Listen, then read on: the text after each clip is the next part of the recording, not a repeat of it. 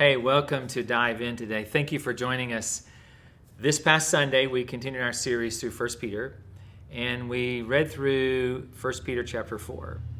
And we talked about this subject of being different in this world. And what we realized was that the term elect exiles, which is what we have been talking about from the beginning of this series, really translates into this very interesting phrase called close strangers. And what it says to us is that those that are in close proximity to us, yet they're different than us. And when we lay that over the top of our lives as being exiles in this world, what we realize is that we live in a world that is broken. We live in a world as believers surrounded by people that are unbelievers. And in light of that, in proximity to everyone else, yet we are different. The word different is, I think, a word that we struggle with in church sometimes, because we tend to associate that with legalism and maybe other things like that. And so what we discussed Sunday is there this point we reach in our life where we become so different that we're no longer relevant to the world around us? And I thought about that a lot throughout the week prior to this past Sunday.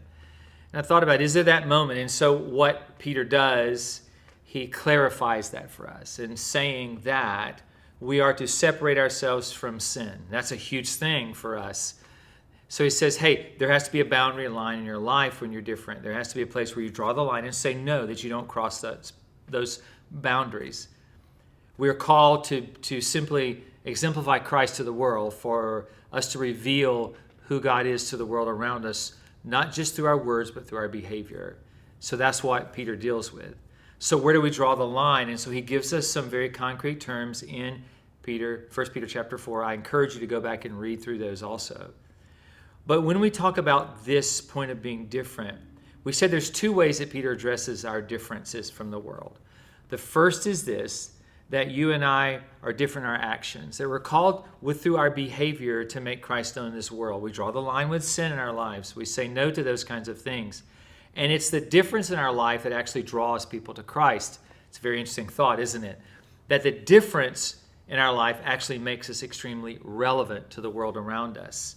So he said that they're drawn by the difference in our life, but we also discovered there's going to be suffering in the middle of that also. We know that there are people will, in fact, it uses the word like malign you at times because of that, but yet they will be surprised at how you navigate this world as being different. So it is the difference in our life that draws people to us.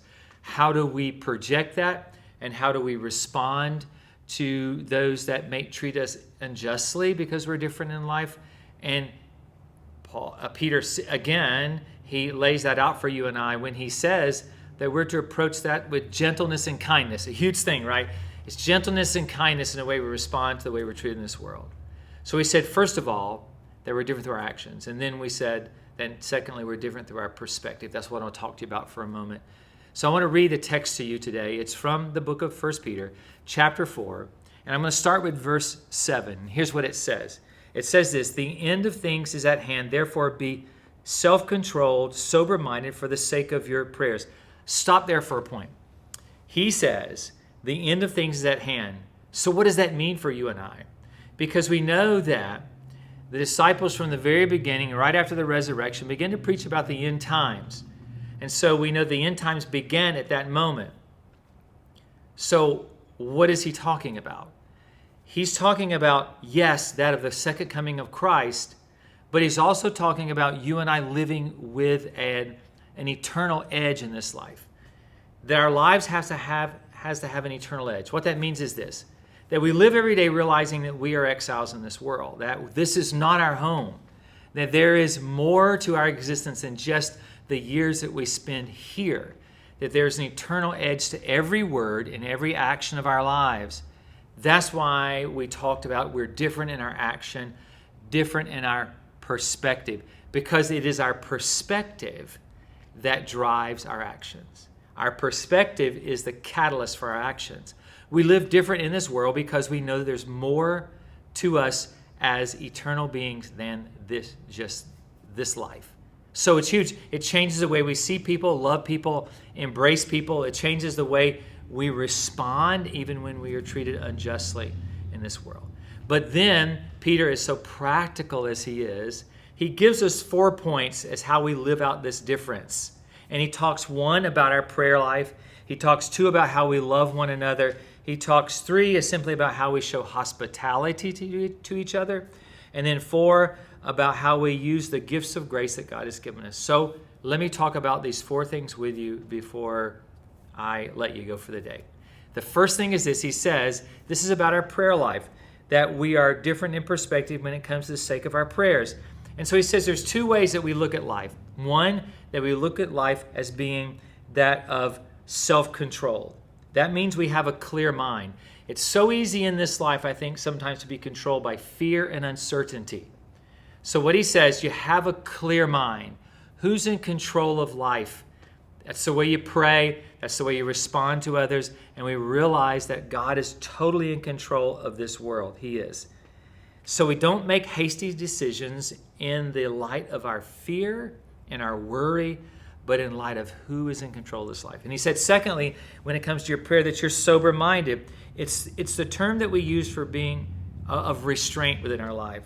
And so what he's saying is this, that you take this life seriously. You look at this life and who you are as an exile, and you take it very seriously. It's easy to go through our lives day by day and never have the thought of eternity. It's easy to go day by day and never have the thought of the second coming of Christ. He said, wait a minute, stop, because you have to look at life with a sober mind. You have to look at it clearly, is what he said.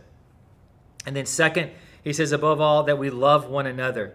And we talked about this Sunday morning, that word, love one another. In fact, he uses in the scripture, he uses the word earnestly.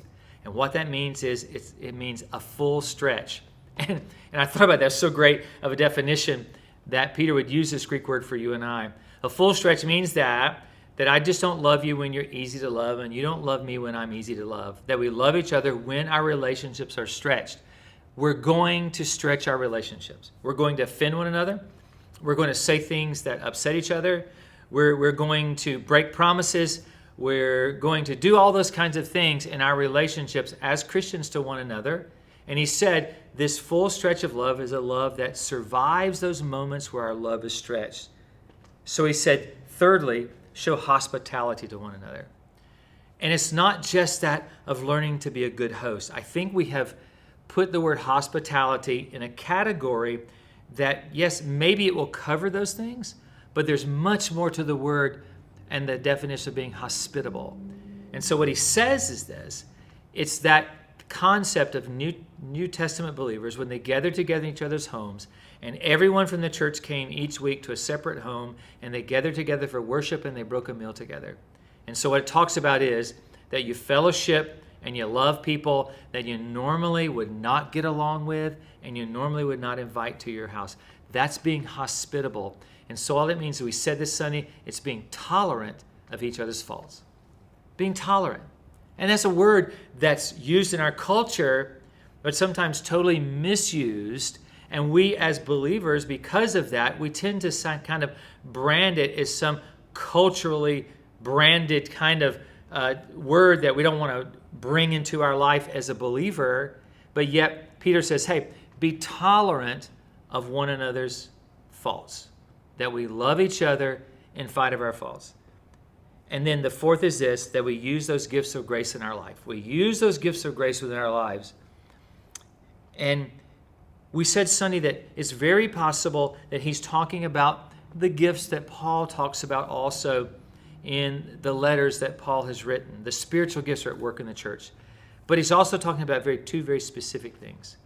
He's talking about the way we treat each other, and he talks about them here, about those nonverbal gifts and those verbal gifts.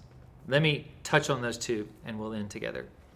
Those verbal gifts. And what he says about this, it's about the way you and I talk to one another. It's the words that we use. It's how we express ourselves. It's how we express ourselves when we're emotional. It's how we express ourselves when we're hurt to each other. And it's about what we say, not just what we do, but what we say. So he says you have a gift, and that is the verbal gift that God has given you. So it's about how we speak to one another. And we should speak the oracles of God. What that means is this. we speak mercy and love and kindness and goodness and grace. And then the second thing is, he says about those nonverbal gifts. Words are powerful. We can speak life and death in our words. Words are powerful. And just as powerful are our actions, those nonverbal things toward us. It's one thing for me to tell you I love you. It's another thing for me to go out of my way to show you that I love you. So Mark, what does all of this have to do with being different? One, we're different in our actions. Two, we're different in our perspective. And what all of this does, it makes Christ known to the world. Because how you live your life as an exile in the middle of a world that is broken and longing for hope is truly the way Christ will be made known today. It's so important that we live this life as close strangers, that we are very different, and it is our difference that draws people to Christ in this world. So thanks for joining me today. Hey, I'm praying for you this week. I look forward to you being here Sunday. Man, it's going to be a great day. Get ready for 3 more weeks through the book of 1 Peter. And listen, have a great day and make Christ known and be a difference in this world.